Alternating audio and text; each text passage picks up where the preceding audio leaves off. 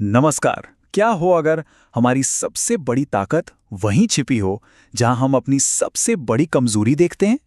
चलिए आज इसी विचार को जरा गहराई से समझते हैं कि हमारी जो सीमाएं हैं वो असल में हमारे ही बनाए हुए भ्रम हैं। हम सब अपनी कमजोरियों के बारे में सोचते हैं ना। पर सवाल यह है कि हमारी असली कमजोरी है क्या? क्या वो है जो बाहर से दिखती है, मतलब हमारी शारीरिक क्षमता, या फिर वो कहीं और छिपी है, हमारे अंदर, हमारी अपनी सोच में? बस यही सवाल इस पूरी बातचीत की नींव है। हम सबने कभी ना कभी खुद को कमजोर महसूस किया है। ऐसा लगता है जैसे किसी अनदेखी जंजीर ने हमें जकड़ रखा हो। पर एक पल को सोचिए, क्या हो अगर ये जंजीरें असली हों ही ना, अगर ये सिर्फ हमारी सोच का एक वहम हो? क्या हो अगर हमारी सबसे बड़ी रुकावट हमारी अपनी ही गलतफहमी हो? ये विचार हमें सीधी चुनौती देता है। ये कहता है कि खुद को कमजोर मानने का जो ख्याल है ना, उसे ही पूरी तरह से खारिज कर देना चाहिए। और यहीं से असल में बदलाव की शुरुआत होती है। तो ठीक है, अगर हम कमजोर नहीं हैं तो फिर हम क्या हैं? इसका जवाब आत्मा के कॉन्सेप्ट में छिपा है। मतलब हमारे अंदर की वो शक्ति जिसके लिए कुछ भी नामुमकिन नहीं है। ये सोच कमजोरी के विचार को आप कह सकते हैं जड़ से उखाड़ फेंकती है। अब एक ऐसा विचार सामने आता है जो शायद हमारी सोच को पूरी तरह से झकझोरकर रख दे।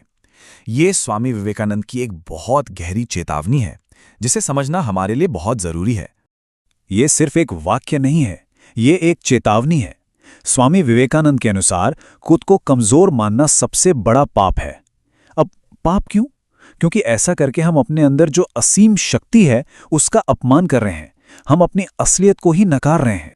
तो सवाल ये उठता है कि अगर खुद को कमजोर समझना एक पाप है तो फिर ये कमजोरी आती कहां से है? इसका सोर्स क्या है? चलिए इसकी जड़ तक पहुंचते हैं। यहां एक बहुत बड़ा फर्क साफ हो जाता है। हमारी असली कमजोरी हमारा शरीर नहीं, बल्कि हमारी सोच है। सारी की सारी लड़ाई जो है वो हमारे दिमाग में लड़ी जाती है, शरीर के मैदान में नहीं। अच्छा, एक बार जब ये साफ हो जाए कि असली खेल तो सोच का है, तो सवाल उठता है, इस सोच को बदले कैसे?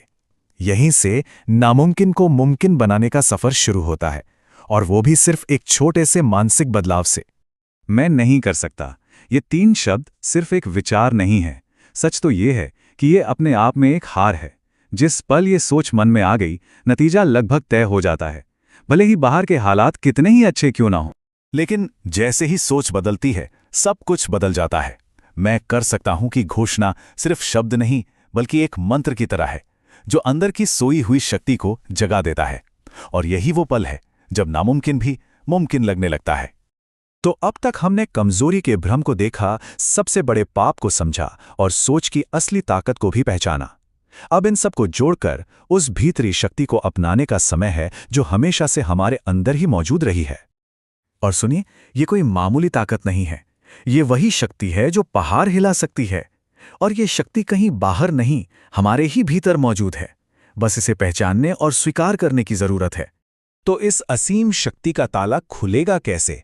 जवाब इतना आसान है कि यकीन नहीं होता। इसकी सिर्फ एक ही चाबी है, आत्मविश्वास, खुद पर यकीन। बस यही वो कुंजी है जो इस खजाने को खोल सकती है। तो अब इस पूरी फिलॉसफी को एक संकल्प में बदलते हैं। ये 2 स्टेप की प्रतिज्ञा सिर्फ शब्द नहीं है, ये हमारी सोच और हमारी दुनिया को बदलने का तरीका है। पहला स्टेप, ये मानना कि मैं निर्बल नहीं हूं, और दूसरा, ये घोषणा करना कि मैं शक्तिशाली हूं।